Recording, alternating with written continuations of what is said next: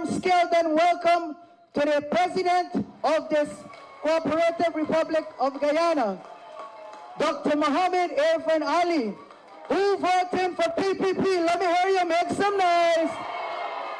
Anybody voting for the People's Progressive Party? Let me hear you make some noise.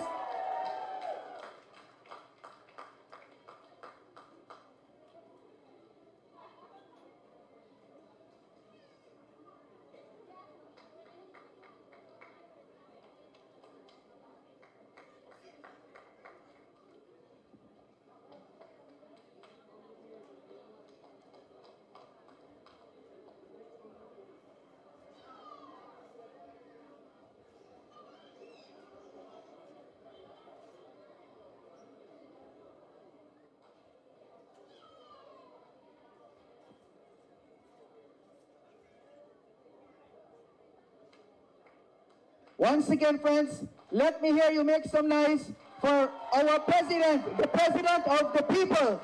PPP, PPP, PPP, PPP, PPP, PPP. Let me hear you make some noise once again as you give.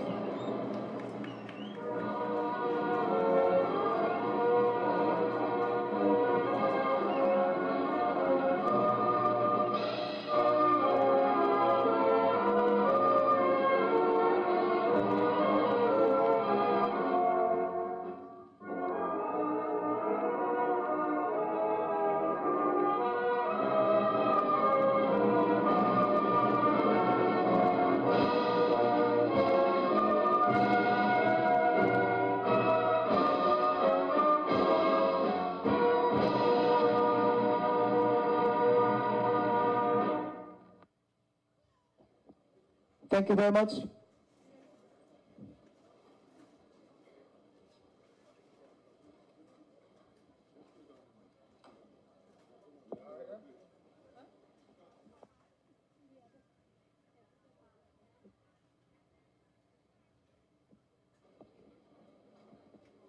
Comrades and friends all, our Honorable President, the President of the People, Dr Mohamed Irfaan Ali, Minister responsible for Finance, Honorable Ashni Singh, Minister responsible for Agriculture, Honorable Zulfikar Mustapha, our Regional Vice Chairman of Region 6, Comrade David Armagan, and our Minister within the Ministry of Housing and Water, Honorable Susan Rodriguez. Comrades and friends all, let me say welcome to all of you as we gather here this afternoon to this grand public meeting to listen to the word of our President himself, as he is someone who doesn't sell promises, but someone who fulfills them, someone who walks the length and breadth of our country, listen to everyone's issues and problem and try to somehow find a solution. But once again, friends, welcome to all of you, and let me hear a round of applause as we welcome our President, the President of the People. Thank you very much. Without further ado, my task here this afternoon is to introduce our first speaker for this afternoon. And she is no other than the Minister within the Ministry of Housing and Water, Honorable Susan Rodriguez. Come on, comrades, put your hands together for our dear Minister. Thank you. Thank you very much to you, Mr. President, my fellow cabinet colleagues, regional chairman, REO, other officials who are here from the region, heads of agencies and staff, and of course, the people of Skeldon. Good afternoon. It's so warming to see all of you here on a Sunday afternoon. What a better way to spend a Sunday afternoon than with your president, who is here in the flesh to speak with you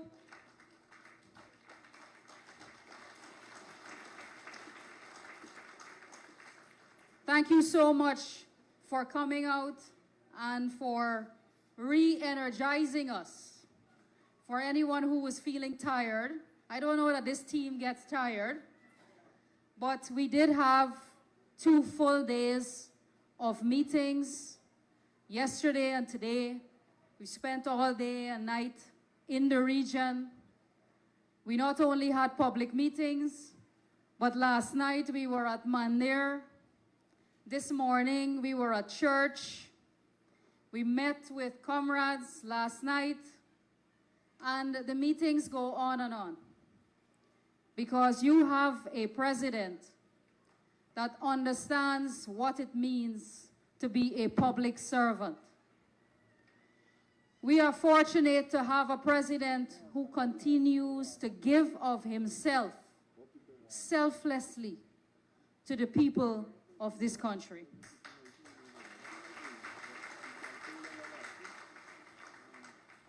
We are not a fair weather government or a fair weather party. Whether we are in government or out of government, we have always been present with the people. We have always walked with you, stood by you, represented you. And today we are here as your government celebrating almost 5 years of achievements again under the leadership of President Ali. We will continue to show up for you any day of the week, any time of the day. And you know that when we say we're going to do something, that it gets done. You know that you can put your trust in the People's Progressive Party Civic. And that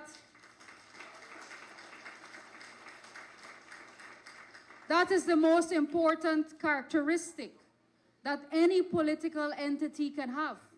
Trust, the confidence of the people. You know, in 2015, the APNU AFC came to, I know, Auntie, oh Lord, them people there. They came to the people, especially young people, who never lived under a PNC administration, came to young people and asked for their vote, made a whole host of promises. They had every solution for every problem under the sun when they were in opposition. And then when they went into government, I don't have to tell you what they did. Because the people of this country, especially Region 6, felt the brunt of their neglect, the stagnation, and the vindictiveness of the opposition.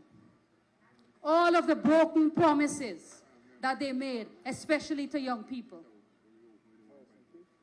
All of the failed policies. All of the things that they took away. We know what they did.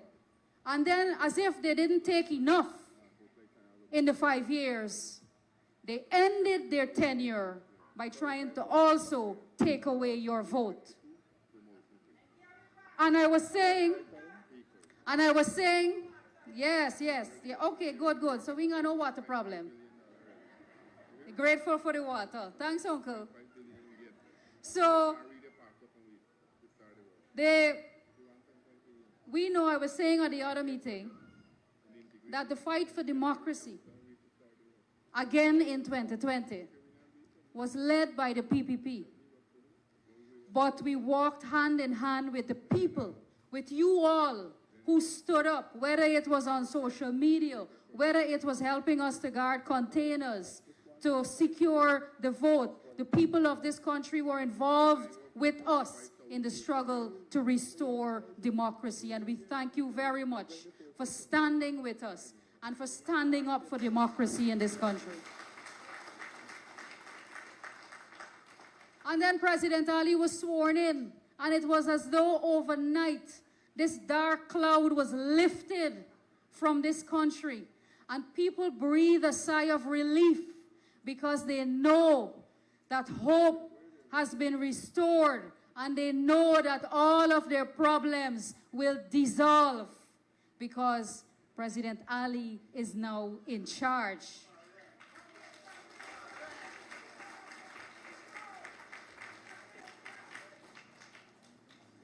And it is that trust that you've put in us that continues to give us the energy to do this, to come out, to keep meeting you.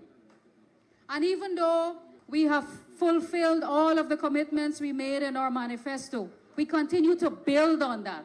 We continue to go beyond that because we're a party of builders. We're a party of progress. We're a party of advancement. We're a party of transformation. We're a party that always walks with you in the good times and in the bad times, in government or in opposition. We will always be there to represent you. So when we come into communities and have these meetings, which is nothing new, we've been doing this all the time because this is how we believe that we need to lead and govern. We go back and we find real solutions. And so that's why I don't have to tell you about the improved water conditions because somebody just said it. Similarly, and that's the story that has been repeated across the country, in all of the regions, we've made investments in the water sector to improve the quality of water. I believe only in this area, it's only Crabwood Creek now that has to receive treated water, and we have a small treatment plant that we have already commenced the construction for, and that will be completed by the end of May. So the people of Crabwood Creek, if anybody is here from Crabwood Creek, you will also be receiving treated water with no iron content in 1 month's time. So you can look forward to that.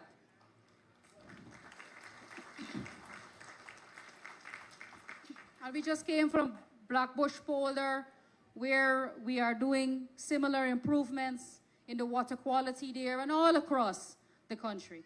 In the housing sector, I know we've been in the region already, and Region 6 has already received 2,200 house lots in the last 4.5 years. And this month, April 25th and 26th, we will be returning to the region to deliver another 1,600 house lots to the people of Region 6.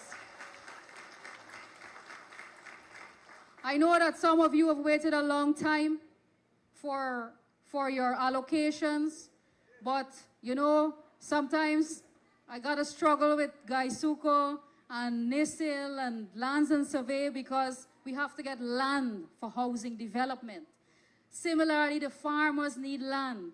So sometimes we have a difficult decision to make and to decide where we're going to put new housing developments. But we continue to acquire new lands with the support, of course, of His Excellency, who continues to be the engine behind the housing sector and providing more land for us to create new housing developments. And so we'll continue to do that so that we can address all of the applications in Region 6 and in all the other regions to deliver home ownership and empowerment to people. Because the housing program is not just about giving you a piece of land. It's about empowering you. It's about increasing your net worth. Because from the moment you acquire your house lot, it's worth more than you paid for it because it's heavily subsidized. And so from the moment you acquire it, you've already increased your net worth.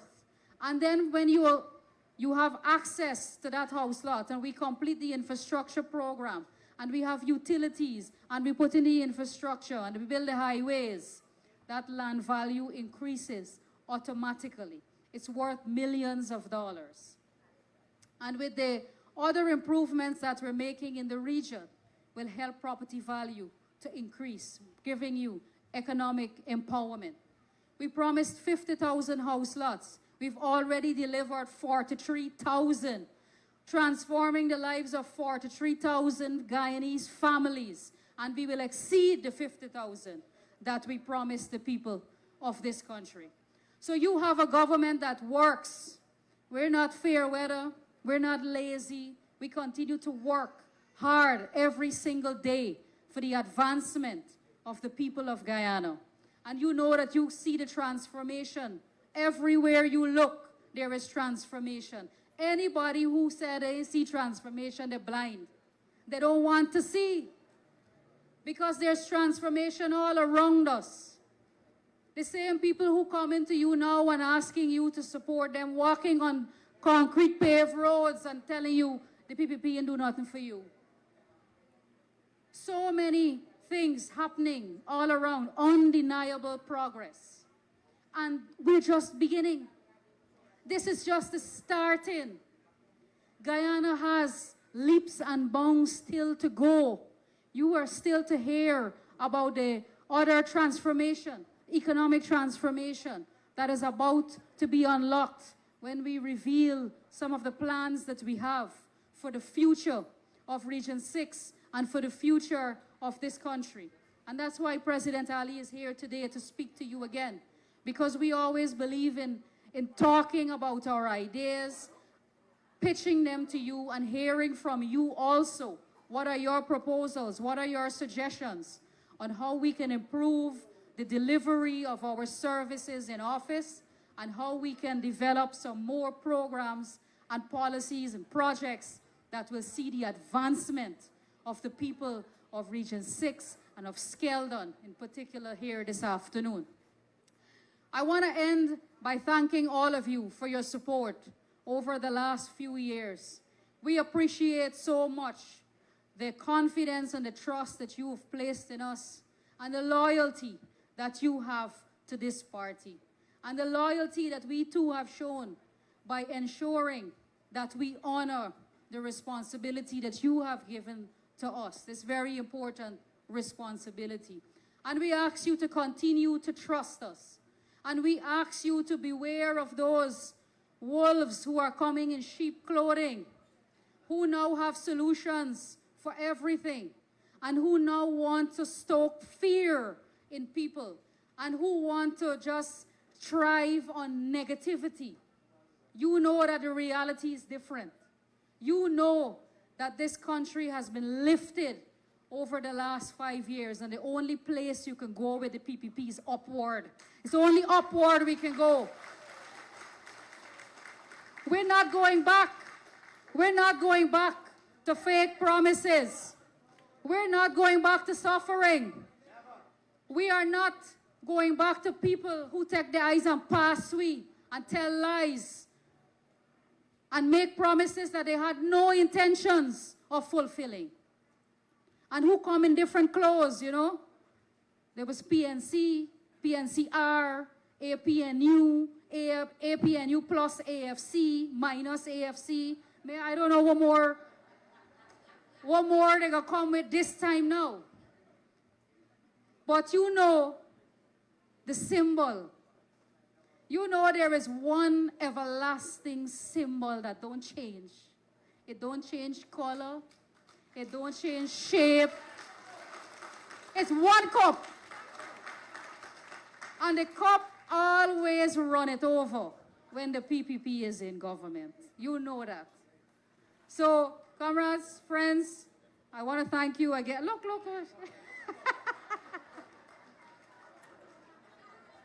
You're going to get a bigger cup for all his blessings. So, comrades, I want to thank you for coming out this afternoon, and we're going to move seamlessly through our remarks because I know you're anxious to hear from the man of the moment. So I'll move quickly to my honorable colleague, the Honorable Zulfikar Mustapha, the Minister of Agriculture. Thank you very much. Thank you very much, Minister Rodriguez. Your Excellency, President Irfaan Ali, my colleague, Dr. Ashni Singh, Regional Chairman, other government officials, or more importantly, residents of Skeldon, 5274 and Crowwood Creek. Let me hear your good afternoon. We are happy to be here, and I'm very happy to be in the company of the President here this afternoon. And as Susan rightly said, today is 2 full days. The President is in Region 6, meeting residents across Region 6 to listen to you, the most important part of these meetings, where the president will listen to you. We are not coming here only to talk to you and inform you about our programs and policies and what we'll be doing in the future, but we want to listen to you. That is the hallmark of the People's Progressive Party civic government.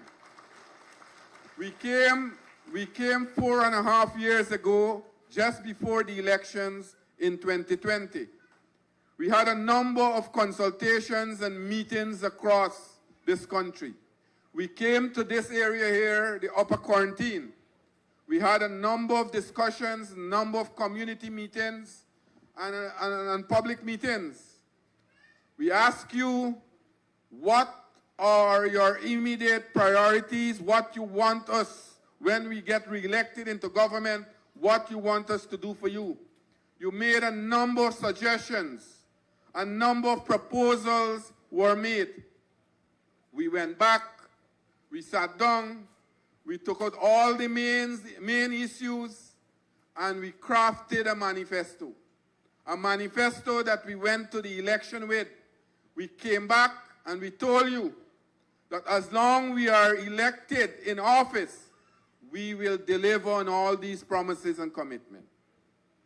And I want to tell you, just over 4.5 years, less than our term in office, less than 5 years in office, for the first time in the history of this country, a government under the leadership of Dr. Mohamed Irfaan Ali has delivered all the commitment and promises we have made. All the commitment and promises. And Minister Rodriguez made some very salient points. She told you just now that they are once again coming around. You never see them before now. When election concluded in 2012, you never saw them coming to your community to ask you what you need. But we are seeing them coming around again to make these false promises. And let me tell you what, right here in Skeldon, right here in the Upper Quarantine, you face the brunt of the problems that was inflicted on the people of this country by the APNU AFC. You are the people. Over 2,000 workers. You all remember they said they were going to give sugar workers 20% increase when they got into government. What they did? They closed 4 sugar estates, including yours estate here. Over 2,000 workers lost their job. Lost their job. And this estate, this Skeldon estate, the last year this estate operated, this estate is supposed to be the flagship estate of Gaisuku. It produces 31,000 tons of sugar the last year, and APNU AFC closed the estate. Closed the estate just to spite the workers because they thought that the workers and sugar people who are involved in sugar are supporters of the PPP. So they want to punish those people, put them on the breadline, and suffer their families. We must never forget that. We must never forget that. We must always remember it. Because what they did, they didn't only put out our people on the breadline or put them out of employment, they stole our children's future. They stole our children's future. And look what is happening today in our country. There are so many opportunities being created. There are so many opportunities being made available to our children and to the community at large. And I can go and list all of those opportunities and tell you, we are seeing today a total transformation is taking place in our country. A total transformation is taking place in our region. We are seeing our region is being modernized. In every single community you go now, you are seeing we are doing infrastructure work, rehabilitating roads, doing D&I work, giving support to the local bodies in the community, make opportunities available right here in Region 6. Right here in Region 6, those persons who never worked in their life before, who was just at home doing housework, this government make it possible 4,800, mostly female, women have been involved and employed in the part-time work. Those are opportunities that we are talking about. Thousands of our students and children are getting free scholarship from this government. And the president, I'm sure when the president speaks with you all, you will hear a lot of other announcements that he have made already and some of the new things that we'll be doing. So what we are doing out of the 2,000 persons that they have dismissed, we have already employed 305 of those persons. But we have a long-term plan for this quarantine area. And we have had a number of meetings, and there will be more economic opportunities for residents on the upper quarantine. Right now, we have started the recultivation of cane at Skeldon. Before the year is out, we'll plant another 5,000 hectares of cane right here at Skeldon so that we can create more economic opportunities. What they told the rice farmers, they say they will expand the rice industry. They promised the rice farmers $9,000 and $10,000 a bag for the paddy. When they get into office, they said that rice was a private business. It's a private business between the millers and the farmers.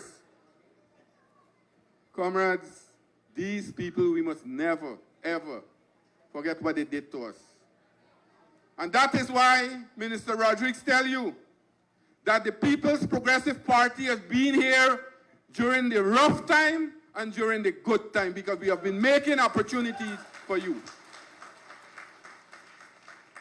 And I want to tell you that over the last 4.5 years, when you look at our achievements today, and you look when we took over this country in August of 2020, not the full 4.5 years we had to implement our plan, because we have to take out of that 2 years.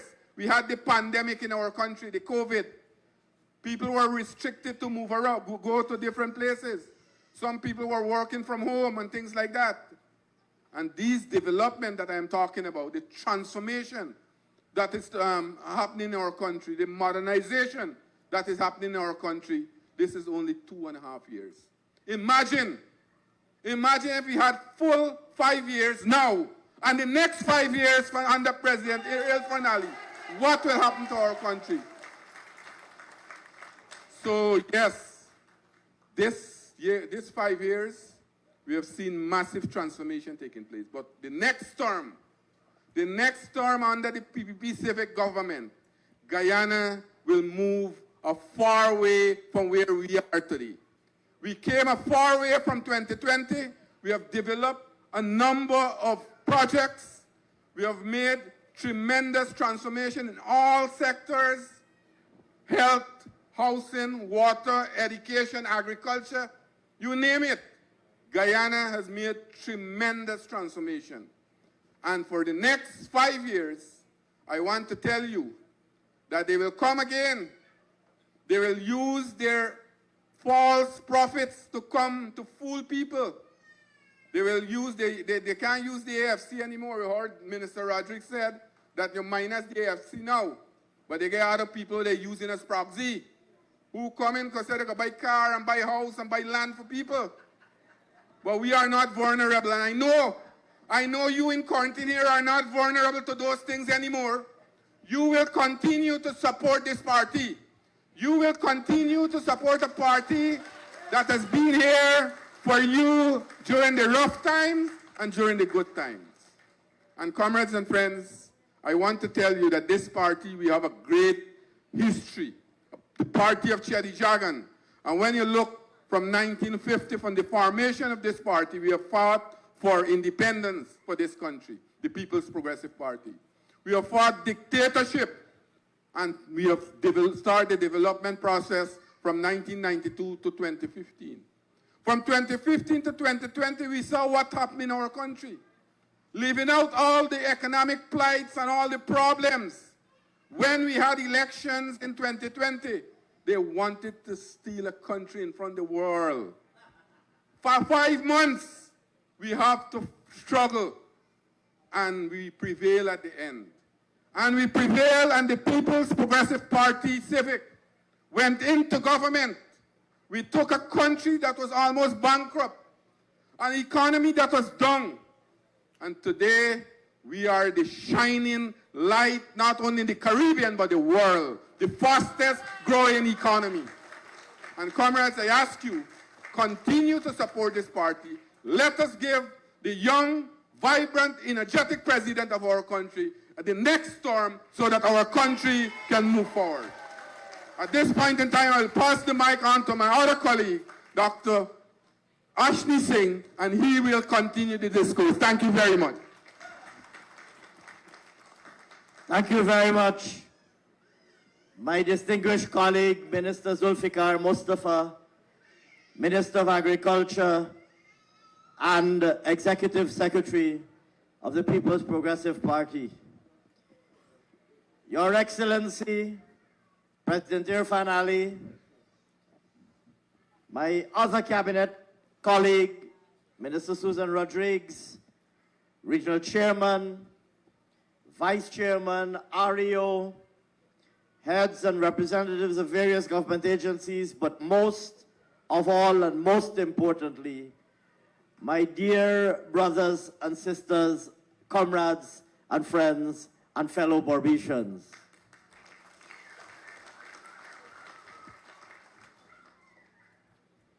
Most of you see me here very often. And so I know that you didn't come to hear from me. You came to hear from the main man, the boss. I know. Over the last, so I will be very quick. Over the last 2 days, President Ali has been in Region 6 and he has had a non-stop schedule. He has been doing meetings from early in the morning until very late in the night. I think he closed off probably 3 or 4 o'clock this morning, meeting and speaking with various groups.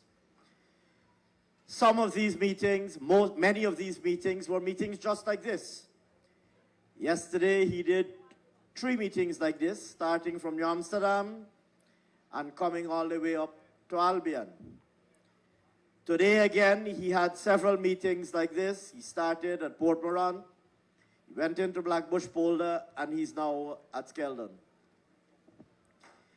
And at all of these meetings, we had a massive turnout. We had an overwhelming number of comments, people standing up and acknowledging the tremendous contribution that President Ali's government has been making to improving their lives. A few of them had issues they wanted to raise, and they raised those issues. And almost all of them who raised issues had their issues addressed or referred to the relevant agency immediately. And there's a lot that I can tell you about how these meetings have gone and how positively they have gone and how overwhelming it has been to see the outpouring of love for the People's Progressive Party and for President Irfaan Ali. I'm not going to repeat everything that transpired at those meetings, but I'm going to single out one comment that was made by one gentleman who stood up at one of those meetings. I believe it was yesterday. And he said, Mr. President, just a few years ago, 6 or 7 years ago, if you drive down the Quarantine Coast, you would see dozens upon dozens of abandoned homes and properties. People who had gone away and left their homes. In some cases, they put up a for sale sign. but they struggled to get a sale, and they were willing to give it away for next to nothing. And in some cases, they walked away without even bothering to put up a for sale sign. You know this is true because you live here. And you know why that was the case. You know why up to 2019, during that 5-year period, people packed their bags, jumped on a plane and went to America or wherever. Because during those 5 years, they were overcome by an overwhelming sense of hopelessness. Because they saw what APNU AFC did to this country in the short space of 5 years, starting from the very first day that they came into government. From the very first day that APNU AFC came into government in May 2015, they started a pattern every day of breaking their promises, violating their commitments, failing to deliver their own manifesto, taking away benefits that the Guyanese people were enjoying, and benefits that the Guyanese people were enjoying when the PPP was in government previously, without a single barrel of oil and without a single dollar of oil money. The cash grant to children was being paid without a single barrel of oil. The bonus to discipline services, police, prison officers, army, fire service officers, that bonus was being paid without a single barrel of oil and a single dollar of oil money. We were able to take off, in fact, we didn't put on VAT on basic food items, on medicine, on educational supplies. There was no VAT on those things. On heavy equipment for agriculture and mining, there was no VAT. And we were able to do that without oil money. APNU AFC came in, and one of the first things they did, although they had promised to cut the VAT, one of the first things that they did was to put on the VAT on things that did not have VAT before.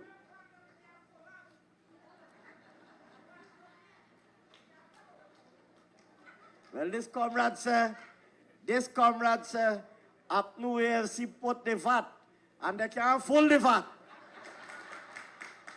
You are absolutely correct.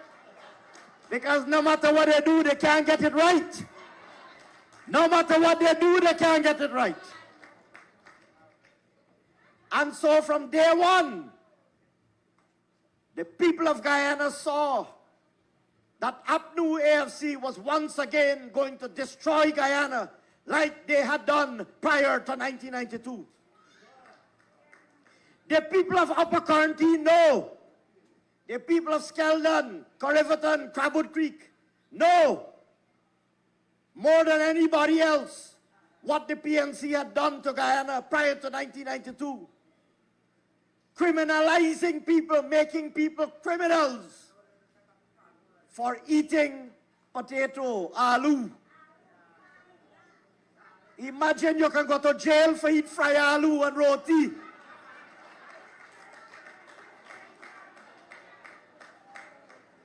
And the people of Crabwood Creek know that history.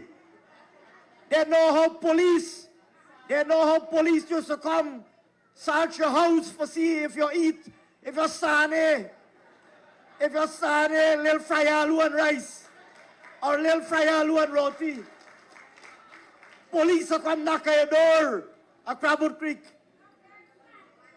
You know there's a popular joke. You remember they used to get toll gate on the road? You remember them toll gate? They used to get a popular joke that when your drive got the toll gate, the policeman, them a breathalyze you, them a test your breath for see if them a smell the sardine. Today we talk these things like if they are jokes.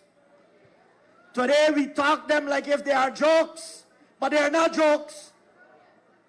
Because that is what the PNC did to Guyana and did to the people of Berbice. And as soon as they came back into government, they started to do the same. They started to do the same, to destroy our country, to criminalize our people, to take away benefits and to pauperize Guyanese in every single community. And so it's no wonder that Guyanese people, and in particular the people of Region 6, start to hustle and pack them bag and left them property. Some put on one for sale sign, some accept any price, and like I said, some not even bother for put on one sign say for sale. They're gone. And the comrade who spoke at the meeting, he made an interesting point. He said, Mr. President, today, they might come back and they might look for them same house. And all of us have family like that. All of us have relatives today. Sometimes they might look for land where them not even been owned. And they must start for that too.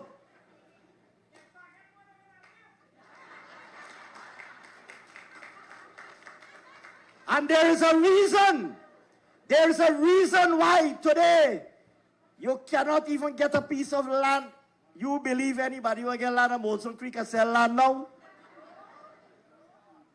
You believe you can find anybody with land on Molson Creek or Crabwood Creek? You can't. Here, let me not talk, right? Let me not talk. Let me put it like this. If you know anybody who wants to sell land on Molson Creek, must let me know, right? You can't, nobody today, since the PPP has returned to office, and hope has been restored, and optimism has been restored, and transformation is taking place in front of your very eyes. People once again understand what a brilliant future Guyana has, and what a brilliant future Region 6 has.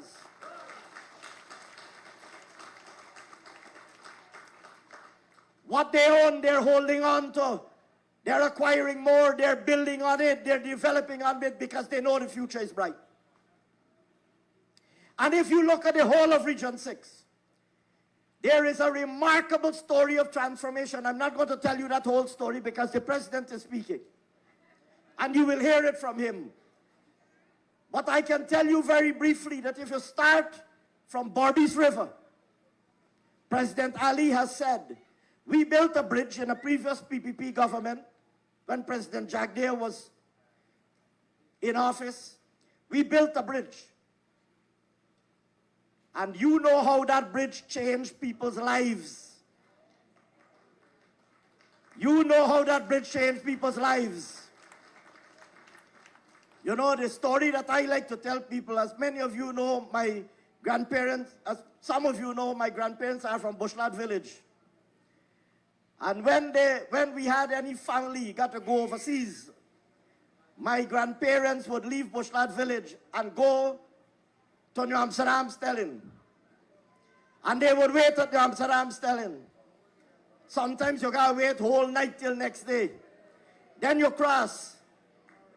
Then you come down to Georgetown. They used to stop by us, so you gotta start about 2 days before.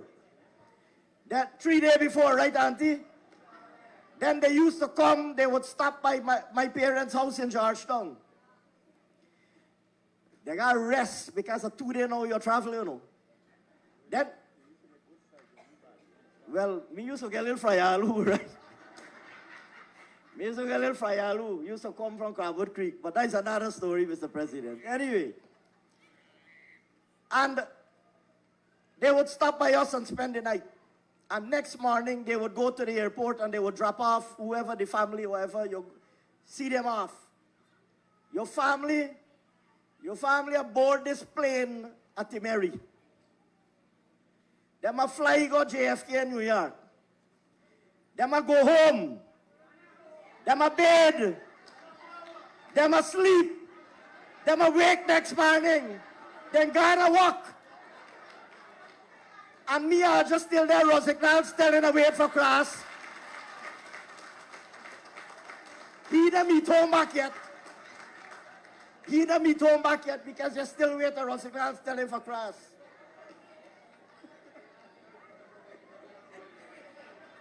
Here, comrades, today we laugh at that. Today we laugh at it. But all of us who are old enough lived through that period. All of us lived through that period. All of us lived through it. So President Jack Dale built that bridge, and it served us well. But President Ali has said he wants heavy containerized trucks, cargo. He wants no limitation on the size and volume of the traffic that must travel from Paramaribo across the Contine River to Molson Creek, to Crabwood Creek, to Skeldon, to New Amsterdam, cross the river to Georgetown, to Linden, to Mabura, to Lethem, to Brazil and back.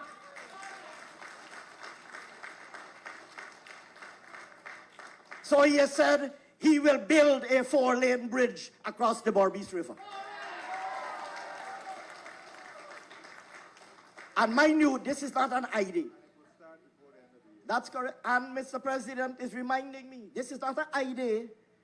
As Apnu used to say, them don't green paper, one blue paper, one yellow paper, one feasibility study. This is not an idea or a paper. Construction of the bridge will start before the end of this year.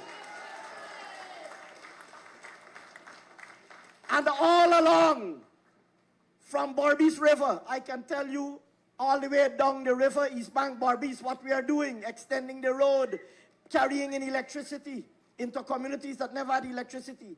I can stop in New Amsterdam, I can tell you about the brand new hospital that we're building and the brand new nursing school. I can come to Palmyra. I can tell you about what's happening in Palmyra. You can, Deepwater Harbor, yes, comrade. Deepwater Harbor. You know the story, we can give you the mic, you can take over.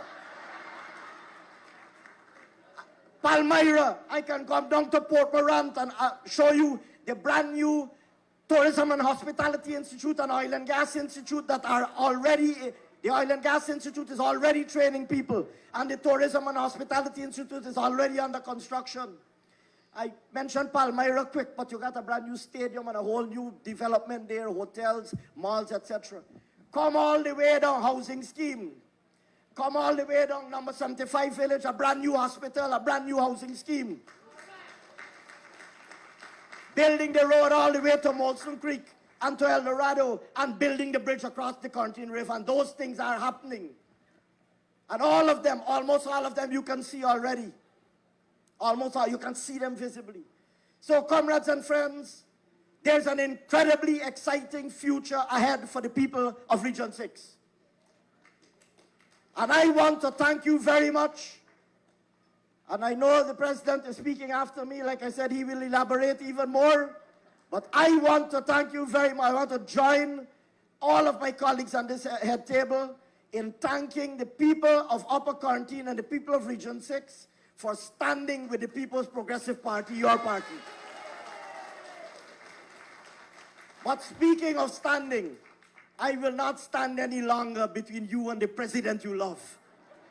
So it is now my privilege, comrades and friends, to hand the mic over to our president, your president and our president, Dr. Mohamed Irfaan Ali. Thank you. Thank you very much, comrades. You know, when we were growing up, I would have said, the ministers talk out everything. You know, when I was coming here in the vehicle, I was thinking to myself, the last 24 hours, going on to 48 hours, I spent every minute here in Region 6. And I've been speaking from community to community. And they've been broadcasting these messages across social media. And then I thought to myself, what an incredible story of development, that we can broadcast this message and yet go to every single area and speak specifically about a development plan for that area that is separate and apart from the area we just left.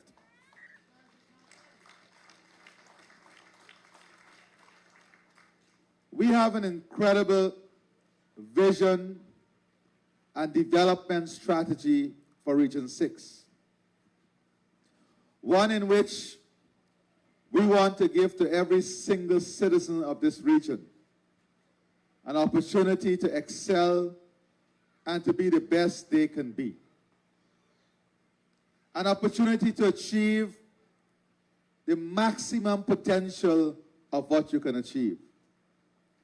For that to happen, we first of all need to do some things for ourselves. And today, I want to talk to you about a positive culture and a positive mindset. You see, if we train our minds and our thinking to be unsuccessful, or to be lazy, or to be complacent, or to be complaining, or to be inactive, then our actions will also be lazy, complacent, inactive, and will not contribute to our own upliftment. Think about it for a second. You have so many persons around the world, in your community, and all over, who came from absolutely limited resources, from the belly of poverty, but they have accomplished the greatest of things because they develop a positive mindset. And that is something that is key and critical as we embrace this future that is ahead of us. We have to develop a winning mindset, knowing that everything we speak about under the People's Progressive Party civic government, we will achieve and will accomplish because you can trust us to do it. So the important part of being positive about your future is trusting those who you are placing your future in. Trusting the hands of those who you are placing the future in. There are many examples. The APNU, AFC, PNC was in government for 33 years.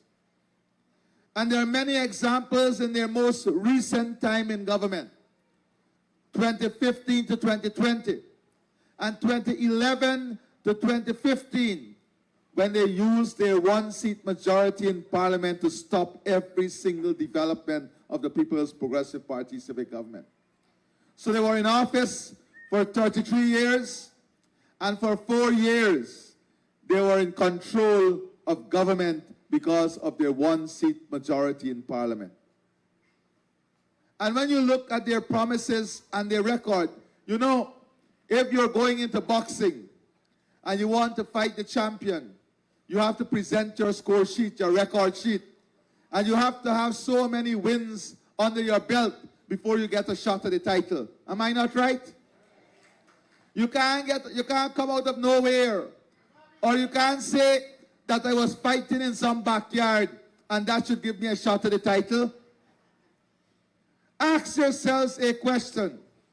Why is it that the APNU, AFC, PNC never want to talk about their track record? Why they never want to defend the time they were in government?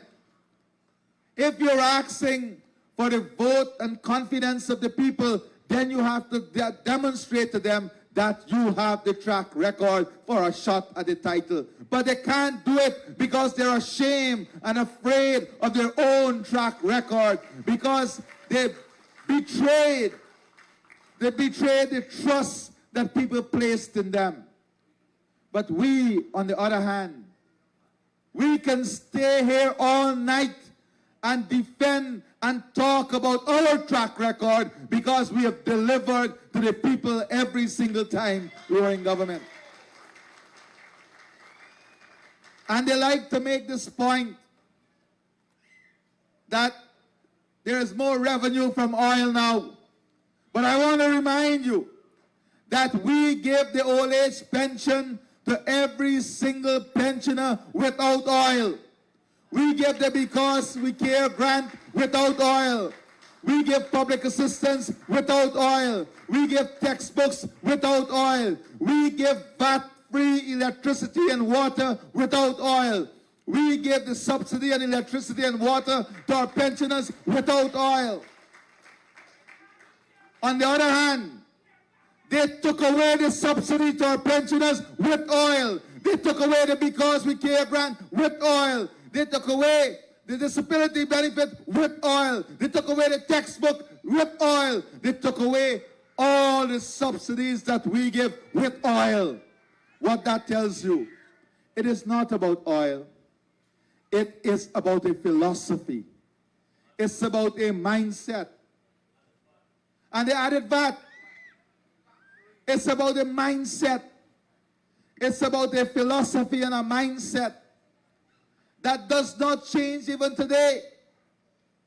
When we announced that from August 1st, you will cross the Barbies River Bridge and all the other bridges, Wisman, Demerara, free of cost, instead of them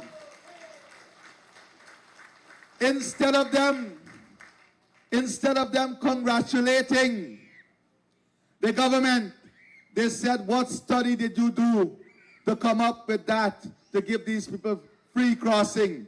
And I say, we do not need any study when we are giving to the people, when we are giving to the people, when we are making lives better for the people. And my friends, we have invested in education to the extent that children in Anna Regina are now topping the CXC and CAPE exams, not only in Guyana, but across the Caribbean. And instead of them being happy about that, you know what they ask? Why are the children in Anna Regina writing so many subjects? In the last 72 hours, I've announced 3 additional measures, one in which every single child writing 8 subjects CXC, we will pay the complete cost for that. And in addition to the support we've given our farmers already, the rice farmers, we're transferring $2 billion to give 1 bag of fertilizer for every acre of land. And when we came on the outreaches, there were a number of persons who did not make the 750 contributions, but they contributed between 500 and 749. And today, we are now giving them a cash grant, a cash payment for the contributions they made. And that is not all. There was one time when our old age pension was of no interest to those overseas. Today, all of you who have family, everybody want back the Guyana passport, the Guyana identity, so they can get that old age pension, because it has now a big value. You remember when you used to receive, when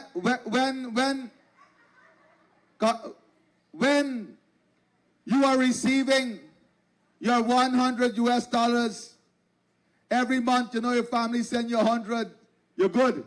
You think you're good. Today, they are now thinking, hey, every month I can collect a 200 here, boy. And it's going to continue to increase. The $100,000 grant. And more importantly, I'm sure many of your relatives who got 500 and 600 NIS contribution are already calling you, telling you're coming in this state. Find out when they'll close off that thing. There's a reason why once again Guyanese who left these shores are rushing to get back their Guyanese passport and Guyanese identity, because they are seeing the changes. They are understanding the transformation. Recently, Secretary Rubio was here, and he said something very important. He said many countries go through development. Some country goes through change. But what we have seen in Guyana is a country under transformation. And he went on further to say that the country has the right vision and administration to lead that transformation. We must ask ourselves some very simple questions in life. When you have leaders who find joy in stoking division, if there is an unrest or an issue in any community, as we have seen recently in Linden, there were those who found joy in trying to stoke the fire, in trying to create division, in trying to create mischief. We must ask ourselves, what drives such a mentality? If you truly care about our country, the image of our country and our people, what kind of people would celebrate such action? What kind of mentality would encourage such behavior? These are important questions you must ask, because they are questions that are linked to your future, your children's future, your parents' future. Because the philosophy that people comes into leadership with is important. You know, the story that Ashni told just now is such an important story, because this generation of children who are growing up in a different age, and they will always believe that this is how it is today, this is how it was always. When they get this free university education and the gold scholarship and all the digital tools, they have very limited appreciation for the struggles of the past. And when you don't have any appreciation for the struggles of the past, you will undervalue what you have today. And that is a big danger in our society, where a lot of people today believe that this was always the case, and they undervalue what we have today. They undervalue the contribution of the People's Progressive Party Civic to Guyana. This is the party that led the fight against colonization, led the fight to independence, stood up to dictatorship, won back democracy, fought all the slogan, slow fire, more fire, fought the hate, the racism, fought every form of anger, hate that came against us. And this is the party that stood tall with the people, for the people, by the people. So my friends, my respected elders, as we build this culture of positive mindset, we must learn how to develop a winning culture. We must learn how to express gratitude. We must learn how to value life itself. Because in this new Guyana, we can easily lose our values. We can easily lose our culture. We can easily lose our identity. We can become arrogant easily, because you will have more resources to buy better and higher value things.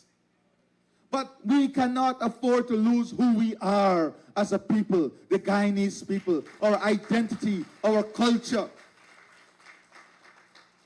So we have to value life. Not with more resources means that you will drink a better quality rum. Not with more resources mean that you will move from, what do you call it, from white rum to Scotch. That is not what more resources should do. It should bring greater level of responsibility. It should enable us to invest more in ourselves, more in our families, more in our community. Use it to uplift yourself, uplift your families, and uplift your community. We cannot think only about development in terms of beautiful roads and buildings and health and education and jobs. We have to think about development in terms of wellness. mental health, things that are eroding our mental capacity, our mental health, our wellness. And we have to ensure that in the building out of this country, that we also ensure that the abuse of every single substance, every single thing that erode our wellness and our mental health, that we also address those issues. And you might ask, why am I addressing such an issue at this meeting today? I'm addressing it because we love and care for you, and any good family member who love and care for you would try to address even the most difficult issues and difficult problems.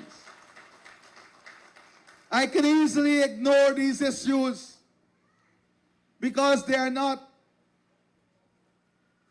happy issues, but in ignoring it, I'll be doing an injustice and disservice to you. So my dear brothers and sisters, living a quality life is what we are aspiring to. And a quality life is about better health, better education, better infrastructure, better opportunities for our children, living in dignity, investing in human capital, and in all of these areas that deal with quality of life. In all of these areas, I think this brother sleeping away and he dreaming. And every time he dream on the issue, jump it up and remind me of it. So, all right, sleep again and come back just now. One more you go just now. So, my dear brother, so one of the things you would have heard from the ministers about the plans and programs and projects in every one of these areas. Region 6, Berbice, is going to be the technical training capital of Guyana, the Caribbean and further field. We are not investing more than $150 million in the National Oil and Gas Training Center and the Tourism and Hospitality Training Institute for nothing. We're investing that because it is going to be an international training hub that will bring people to this country, that will be linked to Suriname and linked to the international community so that your region would have an international stature. We are building the New Amsterdam Hospital, a state-of-the-art modern hospital with all of the latest facilities and equipment. But we are also going to bring in the specialist doctors, the nurses, the technicians to support quality health care because we want you to have access to world-class health care. But whilst we are doing that, we are also investing to ensure that your children can become nurses, doctors, lab technicians, because we want our doctors for Region 6 to come from Region 6, our nurses to come from here, our lab technicians to come from here, our pharmacists to come from here, our dental technicians to come from here. And we're not talking that idly. Within 6 weeks, I have tasked a team to bring to me all that is needed to ensure that we can offer right here in Region 6 medical degrees, pharmacy, dentistry, engineering, whatever investment is needed, we will make those investments because your children deserve it. Their future deserve it. We are going to give them the opportunity right here. My friends, value creation. I'm going to talk to you a bit about this. How we are going to create more value. How we are going to create more value here in Region 6. How we are going to use your natural resources, your land, to open up new opportunities and create more opportunities to grow wealth, grow income, and expand the economy. That is what we are talking about. This is the future we are talking about. And of course, in this future, is the investment in security. Your region will be part, very soon, we'll start the rolling out of those CCTV cameras throughout this region because you are part of the safe country apparatus. And today, as I speak to you, last year figures, the lowest murder rate, the lowest crime rate in the last 2 decades in our country. That tells you that the technology we're investing in is helping us. The speeding cameras that we'll install is not to give you a ticket. It is to ensure that you use the license as a license not to kill, but as a license to drive safely, protecting your life, protecting other people's life. And we want to remove the human bias. So you don't have to say a traffic police stop you and give you a ticket or give you a pass by. Digitally, electronically, you will be given your ticket if you break the law. And you should not want to break the law. Because for us, your life matters. Your safety matters. Very soon, before the end of this year, you will be able to use your mobile device. And if you don't have a mobile device, you will get a device on an electronic payment platform that a businessman can stay here in his bedroom and make a payment in Georgetown, make a payment in Lethem, make a payment in Mabaruma, make a payment in Linden, make a payment anywhere without leaving his home. That is the future we are building.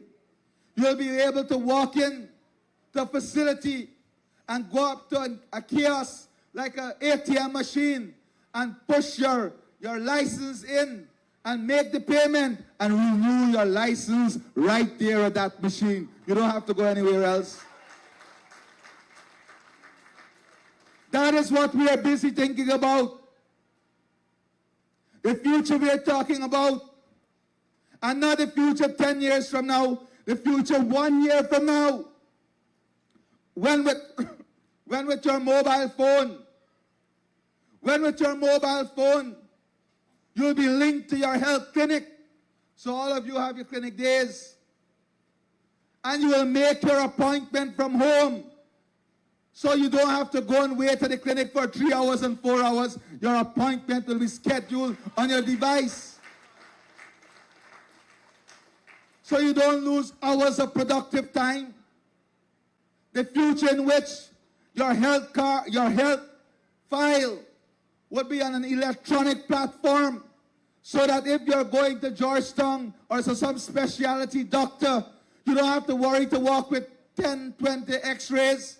It will be digitally available for those persons to see.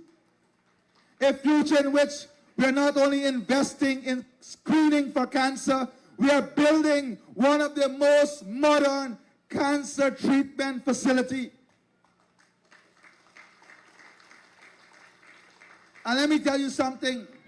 We have now increased the dialysis support to $600,000 annually. But I'm concerned here in Region 6 that some of the providers have increased their costs. And I'm also concerned about a lack of capacity. So I've asked already the Minister of Health to come up with a plan through which we can ensure people are not exploited and we expand the facilities for dialysis here in Region 6.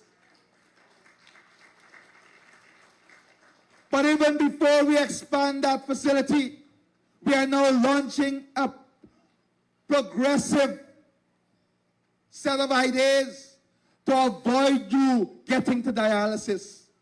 By educating you through primary health care to live better lifestyle so that you can have a healthier life.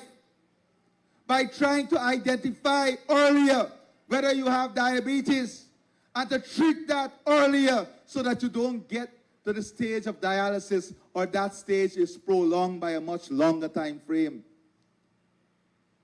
But to do this, you also must take responsibility for your health. That is why We have launched the universal health voucher. Go to the hospital, go to the clinic, take that universal health voucher and go and do your tests so we can have the baseline data and support you in living a healthier life. Which other government in this world would wanted people to go and check if something wrong with you so we can help fix it for you? They don't want that headache. They don't want that burden. But we want you to go and check because we want you to have a healthier life. We want to take that burden and that headache to support you to have a healthier life. Just think about it for a moment.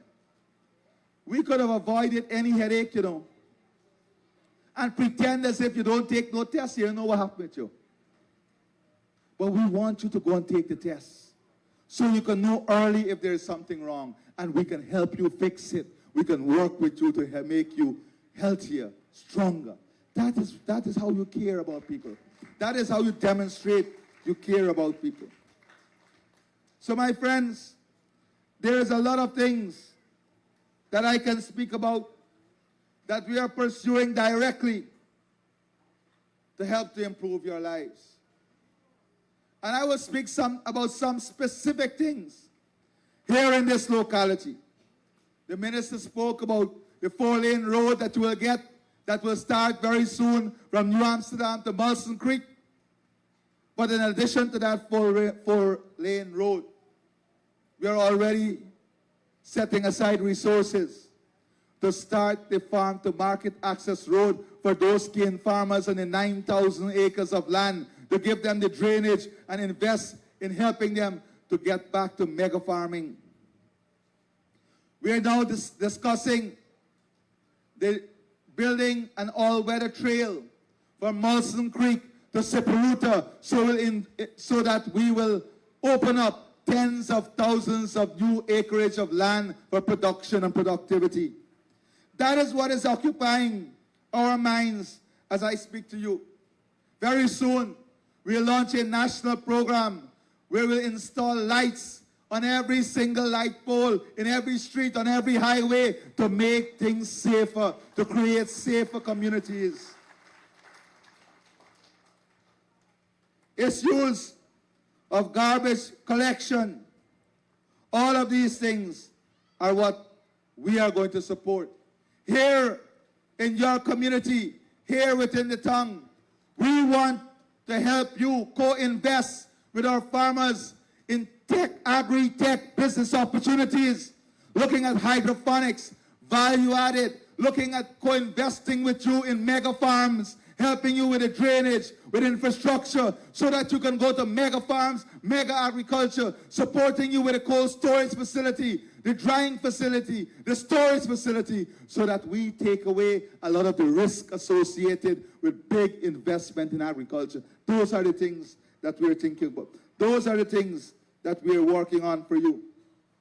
In your area alone, in Molson Creek, in the next 3 years, you will have more than 10,000 house lots created. The building boom, the construction boom, all of these things. The opportunities that will be created with a deep water port, the gas facility, the energy, the new power plant, the substations, hundreds, billions of dollars that will be invested to create a modern industrial manufacturing economic zone here in Region 6, bringing international businesses that must partner with your private sector here to create opportunities, create jobs, and expand the economy of Region 6. That is the plan we are on. Linking the deep water port with northern Brazil, that will increase tremendous transport and logistics requirement and needs. All of those opportunities will come here.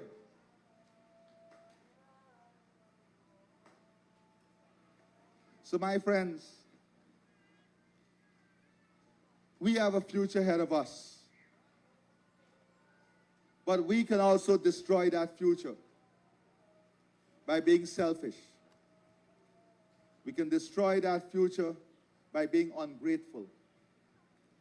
We can destroy that future by being opportunistic. We can destroy that future by being naive. This is not about me. I am a humble servant. If tomorrow the PPP Civic believe that in the interest of the party, we can have someone else, I'll be here fighting with the PPP, because this is bigger than any one of us. This is bigger. The party and the government, the PPP Civic government, is larger than any one of us. So let us take our arrogance, let us take our proudness like a peacock down a notch and understand that we win on the platform of humility, and we are only but servants to the people of this country. So as we build out this country, and I can go on and on. You know, if it wasn't for the PPP Civic government, your children, in the Because We Care grant alone, we have transferred $200 million directly to your children in these communities. Just imagine that. Imagine that $200 million was I'm not even talking about the cash grant and all the other initiatives. I'm not even going to talk to you about the more than 2,100 pensioners that benefited from $4.5 billion of cash transfer in their pension in these localities. I'm not going to talk to you about any of that. But I'm going to say to you that your future also depends on your consciousness. And always remember, your consciousness is driven not by selfishness, but selflessness. Let your conscience be your guide. Let your conscience be your guide. And once your conscience is your guide, I'm convinced that you will do nothing else but support the People's Progressive Party Civic. I thank you, and God bless all of you. I thank you for your support. I thank all of you for your hard work. I thank all of you for your commitment to this country. I thank all of you for being a part of us. I thank all of you for allowing us to be a part of you. I thank you for sharing your time with us this evening. And may God bless all of you and your families richly. Thank you very much.